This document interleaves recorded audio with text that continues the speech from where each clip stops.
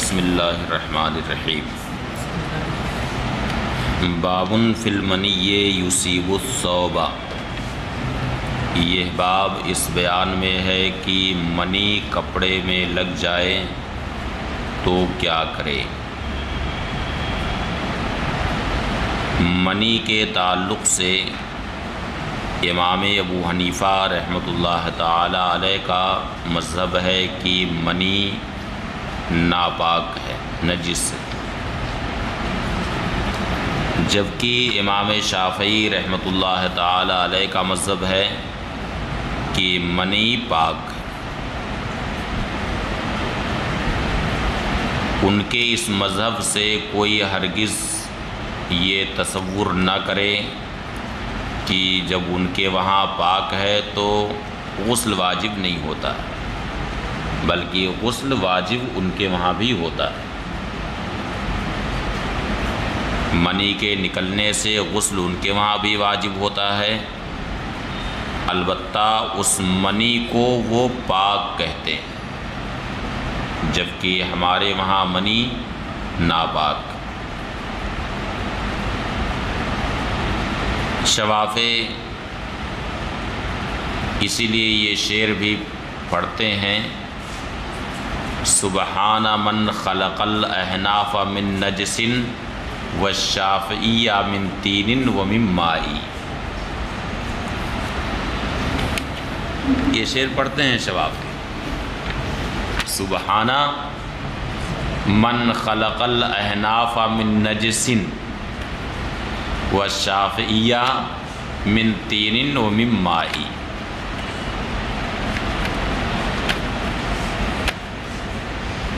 حدثنا حناد حدثنا ابو معاویہ عن الاعمش عن ابراہیم عن حمام بن الحارث قال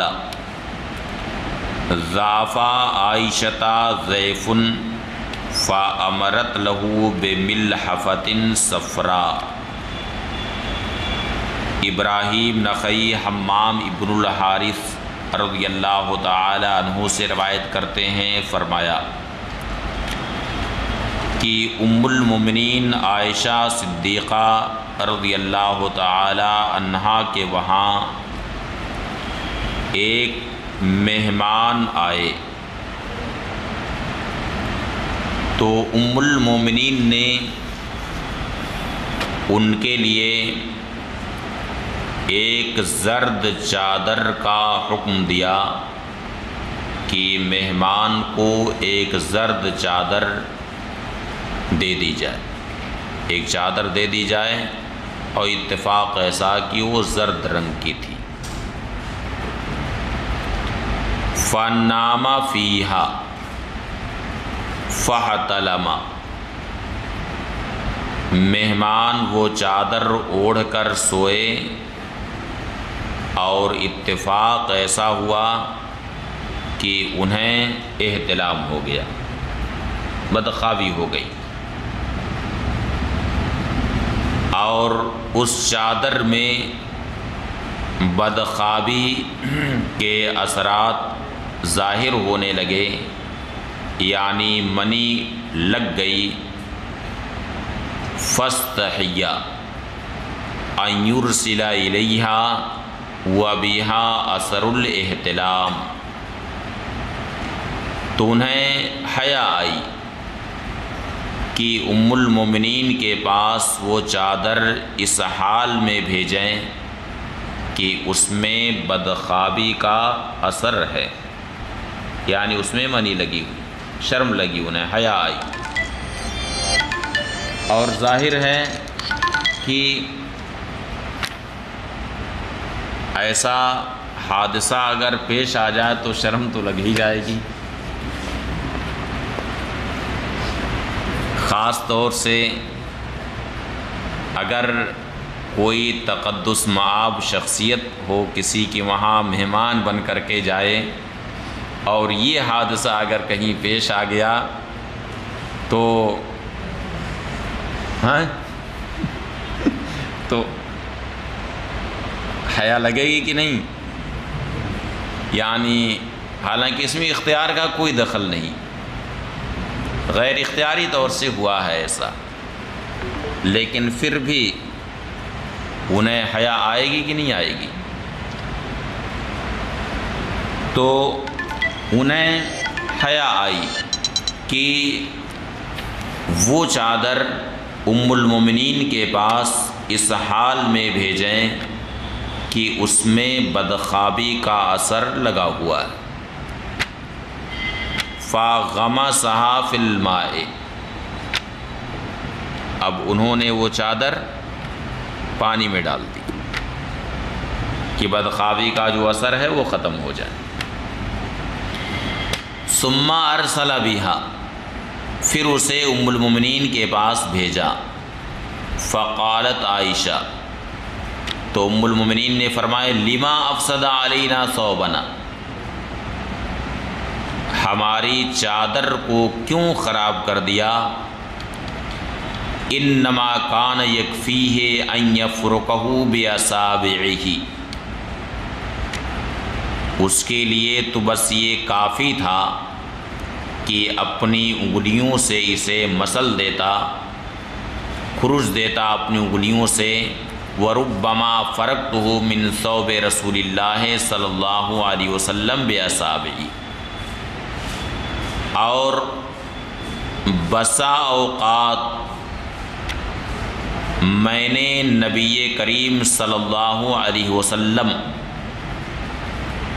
کے کپڑے سے اپنی انگلیوں سے اسے کھرچا ہے، اس لیے انگلیوں سے کھرچ دینا یہ کافی تھا، پانی میں ڈالنے کی ضرورت نہ تھی۔ اس طرح کی حدیثوں سے شوافی استدلال کرتے ہیں کہ منی پاک، حالانکہ اس طرح کی حدیثوں میں منی کے پاک ہونے پر کوئی دلیل نہیں، کیونکہ ام المومنین عائشہ صدیقہ رضی اللہ تعالی عنہا سے یہ حدیث شریف اس کثرت کے ساتھ مروی ہے کہ ان کا معنی حد تواتر تک پہنچا ہوا کہ نبی کریم صلی اللہ علیہ وسلم کے کپڑے میں منی لگی ہوتی، اگر وہ منی تر ہوتی تو میں اسے دھل دیتی تھی،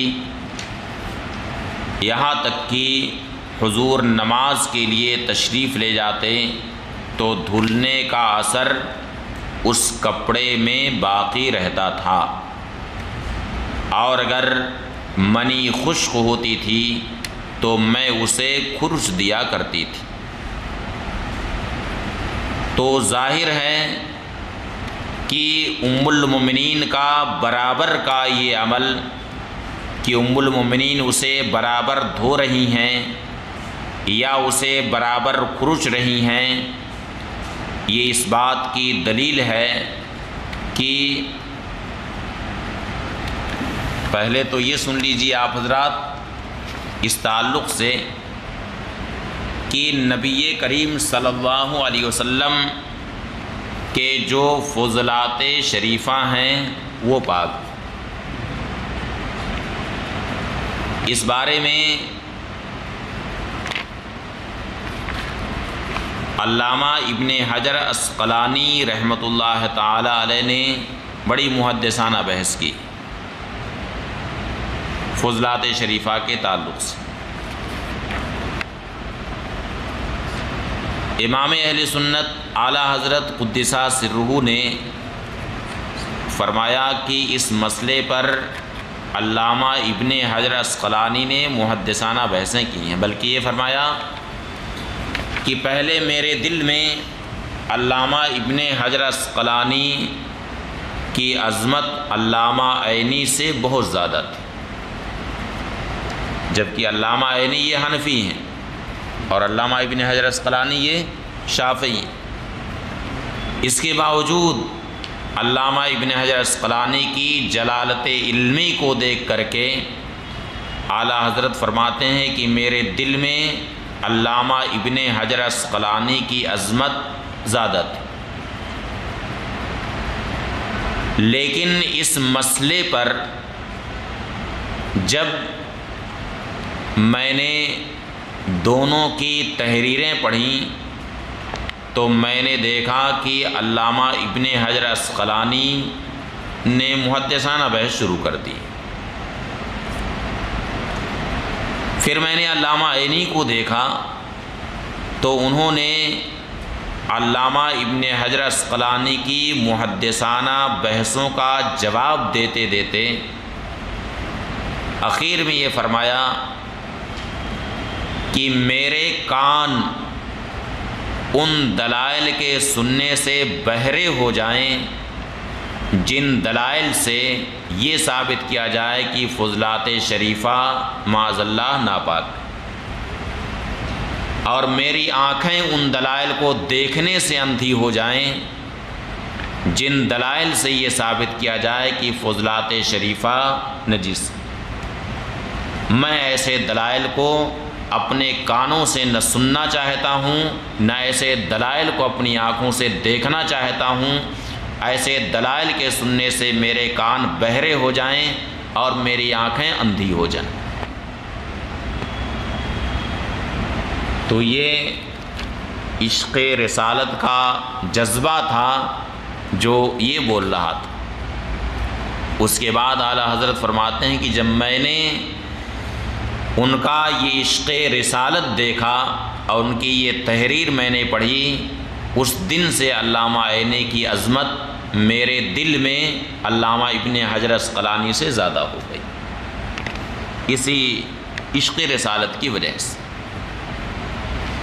اس لیے اس تعلق سے جو بھی گفتگو کی جائے گی وہ دوسرے کے تعلق سے گفتگو ہوگی، یہ بات ہمیشہ ذہن میں رکھیں، یہ گفتگو دوسرے کے تعلق سے ہوگی۔ تو اس حدیث شریف میں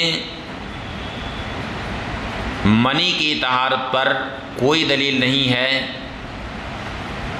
کیونکہ ظاہر ہے کہ ایک مرتبہ حضرت عمار ابن یاسر رضی اللہ تعالی عنہ کے پاس سے نبی کریم صلی اللہ علیہ وسلم تشریف لے گزر ہوا، حضور تشریف لے جا رہے تھے کہ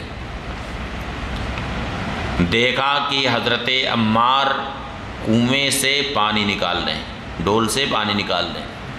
ارشاد فرمایا کہ عمار کیا کرو گے؟ عرض کیا کہ یا رسول اللہ، میں عرض کیا کہ دیکھیے پوری حدیث ذہن میں نہیں آ رہی ہے، اسی حدیث شریف کا ایک جز ہے کہ انما یغسل الثوب من خمس، یعنی کپڑا 5 ہی چیزوں سے دھلا جاتا ہے، یعنی دھلنا واجب۔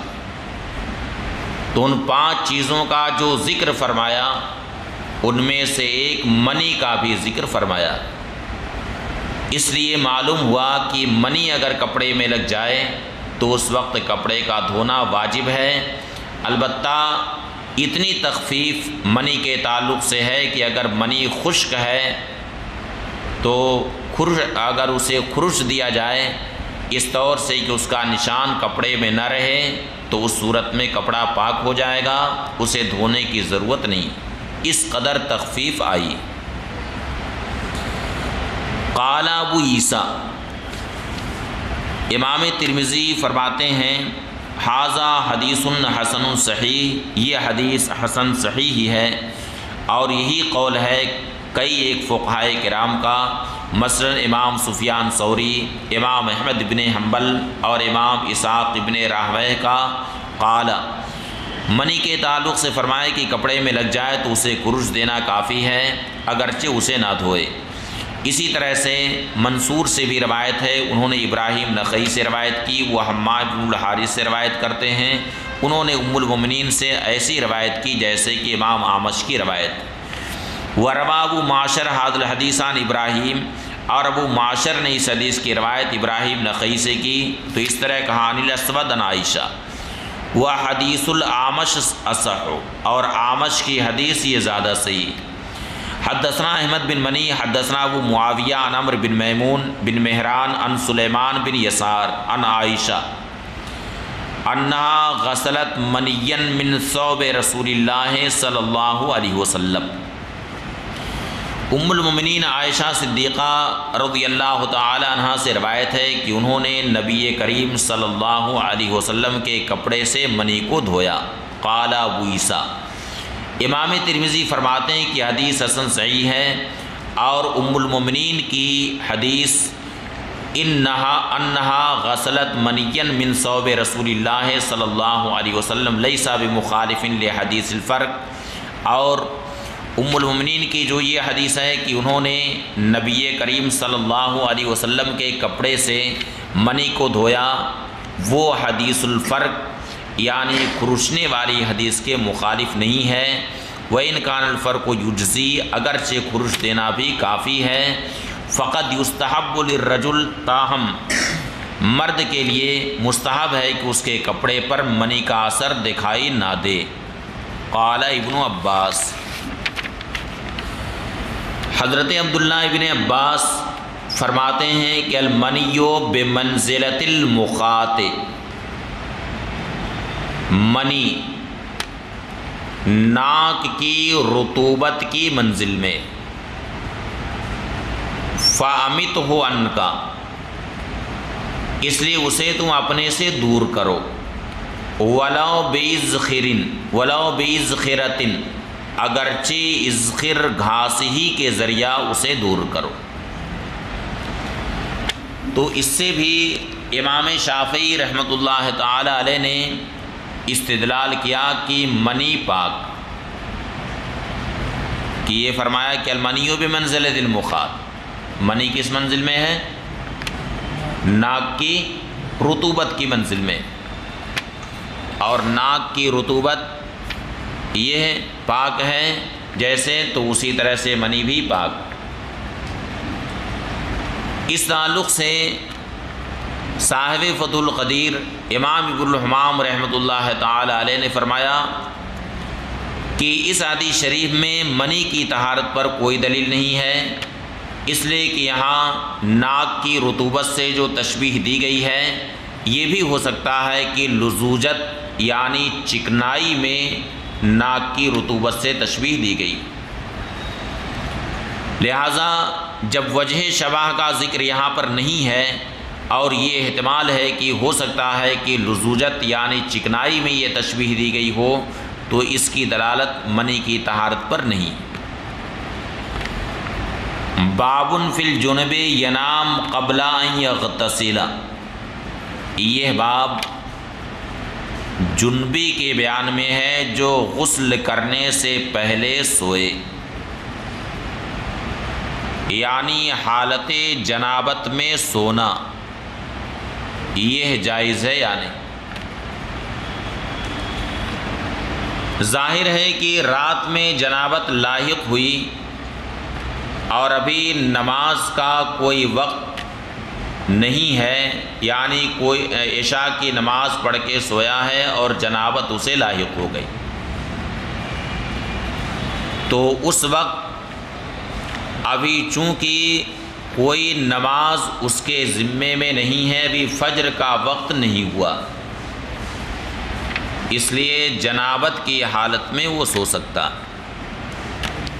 البتہ مستحب یہ ہے کہ اپنی شرمگاہ دھو لے اور نماز کی طرح سے وضو کر لے، اس کے بعد سوئے، مگر یہ حکم استحبابی۔ اب رہا یہ مسئلہ کہ یہ جو حدیث شریف ہے کہ لا تدخل الملائکۃ بیتا فیہ کلب او صورۃ او جنب، کہ ملائکہ رحمت اس گھر میں نہیں جاتے جس گھر میں کسی جاندار کی تصویر ہو، یا کوئی کتا بیٹھا ہو، یا یہ ہے کہ کوئی جنبی آدمی۔ تو اگر رات میں جنابت لاحق ہو گئی تو کیا وہ دخول ملائکہ سے مانے ہیں؟ بتائیے، مانے ہیں؟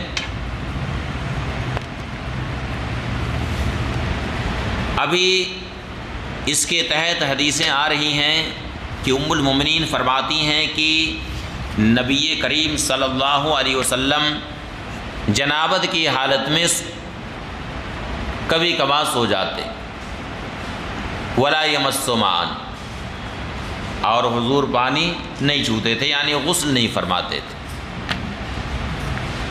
تو کیا آپ یہ کہہ سکتے ہیں کہ اس حالت میں ملائکہ نہیں آتے تھے؟ یہ جو حدیث شریف ہے کہ جس گھر میں جنبی ہو اس میں ملائکہ رحمت نہیں آتے ہیں، اس کا مطلب یہ ہے کہ وہ جنبی جو جنابت کی حالت میں اتنی دیر تک رہا کہ پورا ایک وقت نماز گزر گیا اور اس نے غسل نہیں کیا، تو ایسا جنبی جس مکان میں رہے گا تو وہاں پر ملائکہ رحمت نہیں آتے،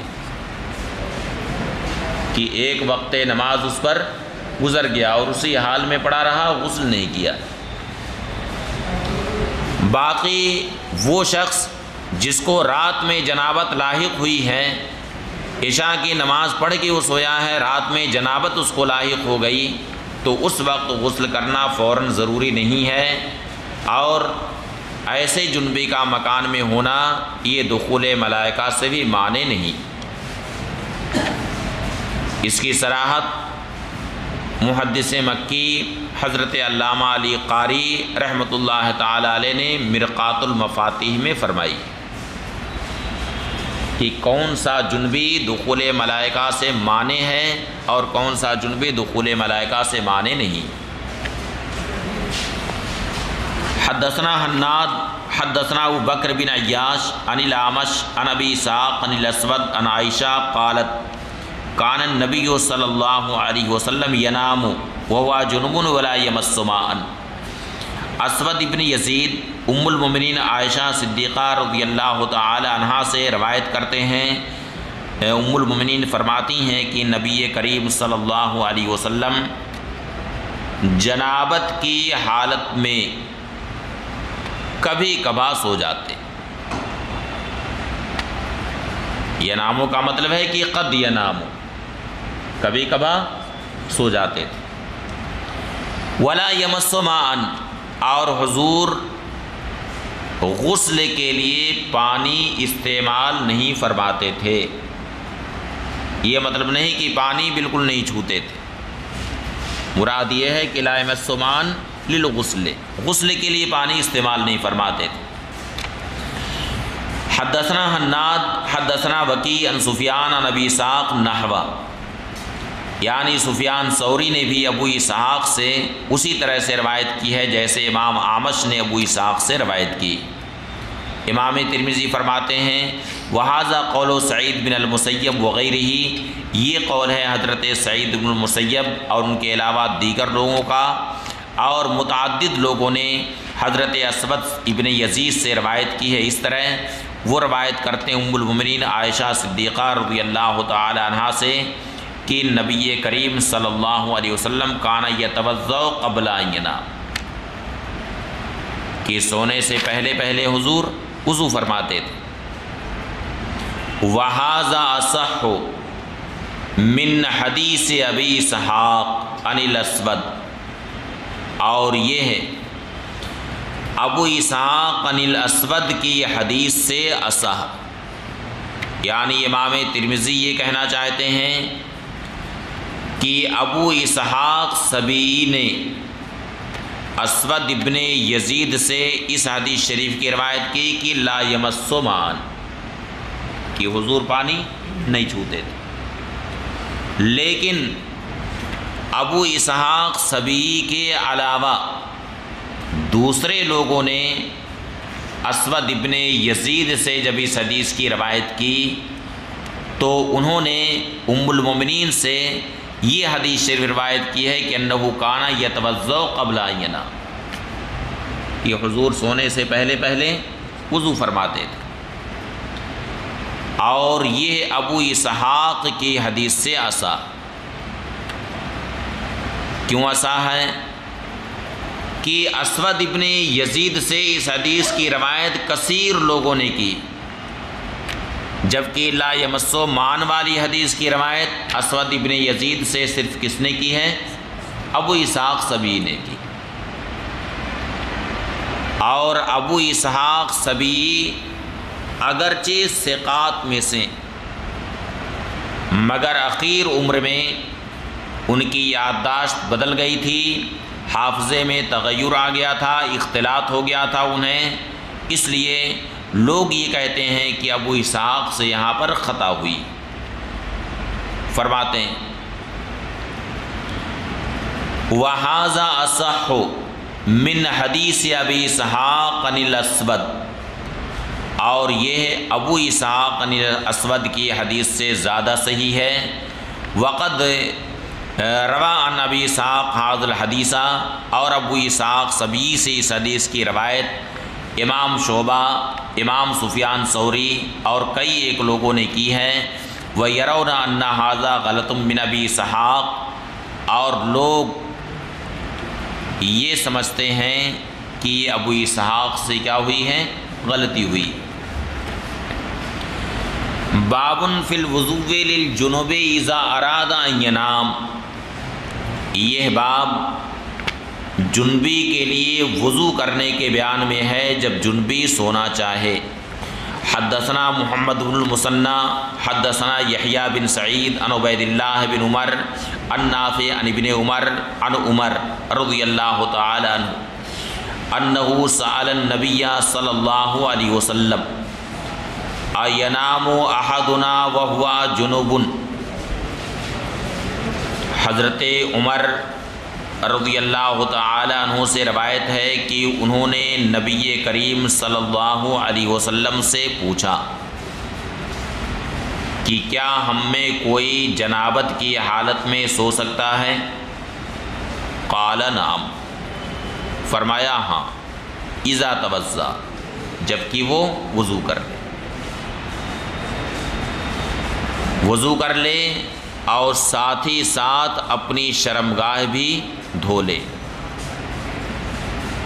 خاص طور سے اگر آدمی شادی شدہ ہے اور اسے جنابت لاحق ہوئی، خواہ بدخوابی کی وجہ سے یا بیوی سے جمع کرنے کی وجہ سے اسے جنابت لاحق ہوئی، تو اس وقت خاص طور سے اپنی شرمگاہ دھو لیں، اس لیے کہ اس کے بعد پھر اگر اپنی بیوی کے پاس جائے گا اور مجامعات کرے بغیر شرمگاہ دھوئے ہوئے، تو اس کی حکمت کے تحت محدثین نے لکھا ہے کہ اگر اس سے کہیں استقرار حمل ہو گیا تو اس بات کا سخت اندیشہ ہے کہ وہ بچہ خفیف العقل پیدا ہوگا۔ کیسا بچہ پیدا ہوگا؟ خفیف العقل، یعنی پاگل پیدا ہوگا، یا کم از کم بہت ہلکے دماغ کا وہ بچہ ہو۔ اس لیے جس ضرر کا مستقبل میں اندیشہ، اس سے حفاظت کا سامان ابھی سے فراہم رکھنا چاہیے، اور ہمیشہ دفع مضرت کے لیے کوشش کرنا چاہیے کہ کوئی ضرر بچے کو لاحق نہ ہو۔ اور یہ بہت بڑا ضرر ہے کہ نہیں؟ آپ دیکھیے کتنے بچے ایسے ہوتے ہیں کہ پیدائشی طور سے بہت ہلکے دماغ کے ہوتے ہیں، پیدائشی پاگل پیدا ہوتے ہیں، دیکھا ہے کہ نہیں؟ بہت سے ایسے ہوتے ہیں۔ کچھ تو ہوتے ہیں کہ بعد میں جنون طاری ہوتا ہے، لیکن کچھ ہوتے ہیں کہ پیدائشی پاگل پیدا ہوتے ہیں یا بہت ہلکا دماغ ان کا ہوتا ہے۔ تو احادیث کریمہ میں جو احکام آئے ہیں ان احکام کے اندر بہت ساری حکمتیں مضمر ہیں، اس لیے ان احکام پر آدمی کو عمل کرنا چاہیے، اس میں بہت ساری حکمت ہے اور بہت ساری مصلحتیں۔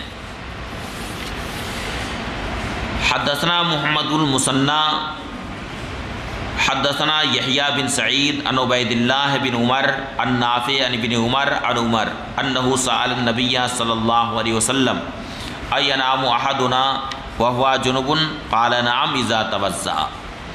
وفی الباب، اس باب میں حضرت عمار، ام المؤمنین عائشہ صدیقہ، جابر ابن عبداللہ، ابو سعید خدری، ام المؤمنین ام سلمہ رضی اللہ تعالیٰ عنہ سے روایت ہے۔ امام ترمذی فرماتے ہیں کہ حضرت عمر کی حدیث اس باب میں سب سے حسن اور صحیح ہے، اور یہی قول ہے بہت سارے صحابہ کرام اور تابعین کا، اور یہی قول ہے امام سفیان ثوری، امام ابن مبارک، امام شافعی، امام احمد بن حنبل اور امام اسحاق ابن راہویہ کا۔ قالوا، فرماتے ہیں اذا اراد الجنوب ان ینام